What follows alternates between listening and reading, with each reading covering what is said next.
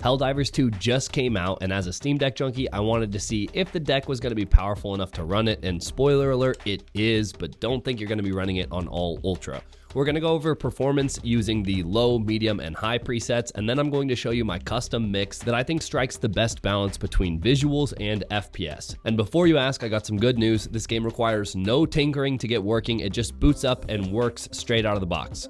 Okay, first let's get a baseline, setting everything to low with no resolution upscaling. And as you can see, we're getting around 40 to 45 FPS. Not great, but not terrible. That gives us something to work with. This is totally playable and it looks okay, but don't you worry, we're gonna get better visuals and better frame rates with some tricks I'll show you later. But before we do that, I would highly recommend bumping up the UI scaling to the max. It just makes the HUD elements easier to read on the small Steam Deck screen. With that out of the way, let's do the all medium preset. Again, no upscaling, and while this does look quite a bit better, we're getting frame rates in the mid-20s, which I would say isn't really playable. I mean, you can, but it makes the game feel kind of laggy and unresponsive. Then just for fun, let's check out the high preset, and now we're getting in the low 20s, and this really isn't playable. That being said, I'm a bit surprised that the difference between medium and high was only a few FPS.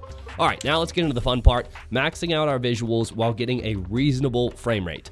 After playing around with a bunch of different settings for a while, this is what I settled in on. We're targeting a locked 40 FPS. While you can get pretty close to a locked 60 if you lower all of the settings, the visuals look pretty bad, so I think 40 FPS is our sweet spot. And how we're going to achieve this locked 40 FPS is the low preset, and then we're just going to bump up a few settings to medium, and those are texture quality, object detail quality, vegetation and rubble density, and terrain quality. And everything else is on low. Then in the display settings menu, change the render scale to quality. That means the game will render at a lower resolution, then upscale to the Steam Deck's native resolution, and it gets us some extra FPS. As you can see with these settings, we're generally averaging in the high 40s to low 50s, which is really solid. The lowest dips I saw were in the high 30s, so if you locked this game to 40, you're going to get some minor dips, but it's mostly going to be locked at 40. Visually, I think this game with these settings looks great, and if you wanted to bump up a few more settings and lock it to 30 FPS,